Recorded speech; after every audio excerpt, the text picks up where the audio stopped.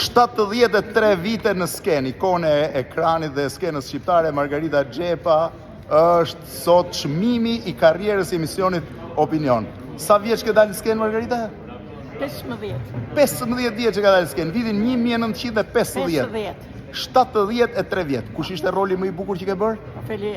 Ofelia e zgjedhur nga një regjisor rus. Sa role ke luajtur në kinematografi dhe në teatr? Në teatr 100 ca. 100 ca në teatr. 40 filma. 40 filma. Imagjinoni çfarë pasurie ka lindur në Lushke, ka hyrë rastësisht në art, po siç tha, nuk mjafton vetëm talenti. Si ma the që parë në emision? Puna e madhe, pasioni, përkushtimi. Është domosdoshmëri e madhe. Patjetër dashuri për artin. Punë, përkushtim, pasion, pa punë nuk ka, nuk vlen as talenti. Pa punë nuk ka, jo. Kryesorja. Shumë veda e keni parë në për filma, tashmë në moshën thuajse 91 vjeçare, shiheni sa e bukur është.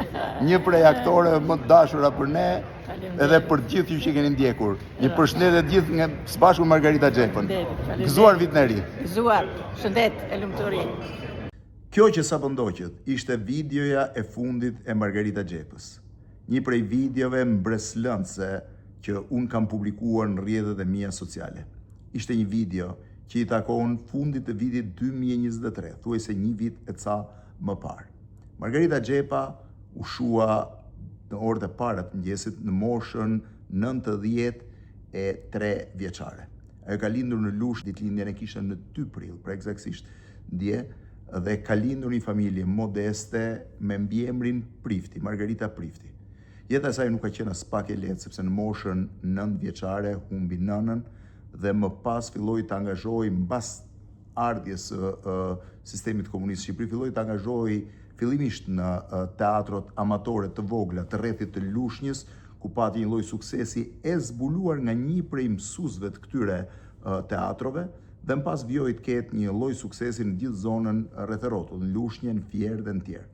Ajo mbriti në Tiranë, ku vazhdoi liceun dhe më pas u fut në teatrin kombëtar, që në fillim u shqua për rolet e para. Roli i parë, në fakt, që ka luajtur ka qenë ajo një vajze ruse në cilën spikati dhe erdhi në teatrin kombëtar, pra u mor në një rol në teatrin kombëtar, dhe më pas në një karrierë të gjatë, ajo ka pasur një karrierë të jashtëzakonshme, ka pasur 150 role në teatr, 150 role, po kush e di sa mira net në teatr, dhe njëkohësisht role në kinematografi.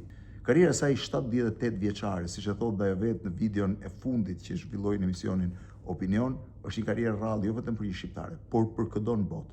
Është vështirë të gjesh sot anë e mban globit, nga Shqipëria deri në Hollywood, një aktore që prej 78 vitesh ka pasur një karrierë madje deri në ditët e fundit të jetës saj, po themi vitin e fundit të jetës saj, ka qenë aktive dhe ka vazhduar të luajë role. Në fakt, ajo i takon një brezi të artë të aktorësh, cilët pavarësisht ngarkesës ideologjike që patën shumë prej prodhimeve tyre të viteve të komunizmit, në raportin artistik ishin absolutisht një brez brillant. Ato i takonin një grupi njerëzish në të cilin praktikisht, siç ndodh në shumë vende të botës, jo vetëm Shqipëri, kinematografia lokale kishte vlerë, konkurrencë dhe ishte e konsiderueshme, ndërkohë që kryesisht nga vitet 80 e këtej globalizmi dhe ndikimi i fortë i kinematografisë Hollywoodit, kinematografisë së vendeve të mëdha që prodhojnë në kushte që kanë kthyer një lloj industrie, filloi ta zbe kinematografinë lokale të secilit vend, ta reduktoi atë, jo vetëm në Shqipëri, po flas edhe në vende të zhvilluara si Italia, që pati neorealizmin si një prej kinematave më të rëndësishme të botës, Franca që pati aktorë dhe kinema të madhe. Ajo që e fundmja e një brezi të jashtëzakonshëm, artistësh të cilët, si të thuash, kontribua në krijimin e një kinematografie, edhe arti, edhe teatri shqiptar, dhe në fakt, si shumë vende tjera, pra si thash dhe më parë, nuk e përballuan dot me konkurrencën, nuk e përballuan dot me ekonominë e tregut, dhe natyrisht rënja dhe ndikimit ideologjik të rëndësishëm në cilin përfshihej kinemaja solli dhe rënimin e saj, sepse interesi ideologjik nuk ishte më kaq i madh. Por Margarita Xhepa është ndër aktoret që ka luajtur që në filmin e parë të kinematografisë shqiptare, në filmin Tana e deri në filmat e fundit në vitet 2000. Ajo ka pasur tash 32 role, por mbi të gjitha e ka nisur karrierën dhe ka vazhduar deri në fund duke ruajtur një kulm të jashtëzakonshëm artistik. Po i rikthehem videos së mparshme për cilën fola. Video dhe që ndoqet në fillim të këtij transmetimi. Video i takon fundit të dhjetorit të vitit 2023. Në atë kohë, në shpalljen e personazheve të vitit të emisionit Opinion, ne përzgjodhëm 8 personazhe, dhe një të 9 që do të ishte përfaqësuese e çmimit të karrierës. Përfaqësuese e çmimit të karrierës ishte Margarita Xhepa. Në studio ne kishim personazhe të njohur si Timo Floko, Ali Ahmedi, një prej liderëve politik historik të Maqedonisë, Armando Duka, presidenti Federatës Shqiptare të Futbollit, Yasir Hasani, një futbollist që kishte lënë gjurmë dhe kishte kualifikuar Shqipërinë, kishte pasur rol në kualifikimin e Shqipërisë në Europianin e 2024, shumë personazhe të tjerë të njohur dhe të panjohur, por absolutisht Margarita Xhepa shkëlqeu që momentin e parë. Kishte një kujtesë të jashtëzakonshme. Mbas emisionit, Armando Duka më tha, nuk kisha parë kurrë një personazh 81 vjeçar që të kishte aftësinë dhe të rrëfente me kaq detaje gjithë jetën e saj. Ajo kishte një nostalgji të jashtëzakonshme për brezin e aktorëve, miqve të saj, të cilët në një farë mënyre nuk jetonin më, pjesa më e madhe e tyre, por njëkohësisht ajo kishte një optimizëm të rrallë për jetën. Në mbarim të emisionit vuajë që pjesa më e madhe të ftuarve kërkonin të dilnin fotografi me të, kërkuan të flasin me të. Unë vetë bëra këtë video dhe një sër fotografisë. Ndoshta ishin momentet e fundit të një kujtimi, jo vetëm për mua personalisht, por edhe për tjerë, me Margarita Xhepën.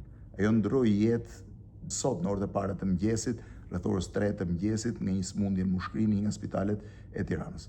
Vitet e fundit ishte rënduar. Për të mbërritur në studio një vit e gjysmë parë, kur ne ftuam, pra një vit e 3 muaj më parë, kur ne ftuam, u detyruar të bënte atë korridor të vogël që lidh derën e jashtme të televizionit Klan me studion e emisionit Opinion për më shumë se sa 10 minuta, 15 minuta, e shoqëruar nga nusja e saj, eci me shumë dhimbje, por me një krenari të jashtëzakonshme, me krenarin që e një karriere të gjatë, me krenarin e një gruaje që ja ka dalë vetë, me krenarin e një gruaje që ka dalë vetë në një Shqipëri shumë herë më të mbyllur, shumë herë më maskiliste, shumë herë më të vështirë për të bërë karrierë, dhe me krenarin që ne kishim përzgjedhur në çmimin e karrierës. Sot jam krenar për këtë përzgjedhje, sepse mendoj që në një farë mënyre ne patëm fatin ta kishim atë në studio, ne patëm fatin ta kishim edhe një prej personazheve të vitit duke na nderuar këtë emision. Gjithsesi, thash Margarita Xhepa është në një farë mënyre dhe ndër personazhet e fundit, nëse mund ta quaj kështu, të një brezi të artistësh. Natyrisht që ka dhe tjerë që mund të kenë, por pjesa më e madhe e këtij brezi të filloi të shuhet nga fillimi i viteve 80 ose mesi viteve 70 e deri sot me vdekjen e Margarita Xhepës. Ishte një brez artistësh që filluan menjëherë pas luftës së dytë botërore, që u munduan të ndërtojnë artin shqiptar me 1001 vështirësitë që Shqipëria kishte në ato momente, por edhe pa pasur në një model të drejtë për drejtë, pa pasur mbi të gjitha një traditë kulturore artistike të Shqipërisë. Shumë veta mund të jenë dakord sot me karrierën e tyre, shumë tjerë si janë dakord. Ka shumë njerëz që kontestojnë ato role duke i quajtur të politizuara dhe të ideologjizuara. Padyshim, të gjithë artistët janë produkt i kohës. Padyshim që prodhimet kinematografike janë produkt i kohës. Po ende sot një pjesë e tyre mbijetojnë, jo për hir të përmbajtjes, por për hir të lojës së jashtëzakonshme që këta personazhe, pra të gjithë këta personazhe kanë luajtur në këto filma. Do doja të shpreh ngushëllimes gjithë familjes, djalit saj, Ndriçim Xhepës, që po ashtu u kthye një aktor i njohur i kinematografisë shqiptare, Sokol Xhepës, djalit saj, një prej mjekëve më të mirë të Shqipërisë dhe njëkohësisht një bashkëpunëtar i imi, po njëkohësisht i shpreh ngushëllime të gjithë brezit të artistëve që jetuan me të apo atyre që e kishin atë si një model në rrugën e tyre të artit. Margarita Xhepa iku, duke lënë pas këtë zë që po ndiqni, që është zëri i saj. Ju keni të drejtë, profesor. Kohët e fundit është mbyllur në vetvete. E pyes, i flas, nuk më përgjigjet.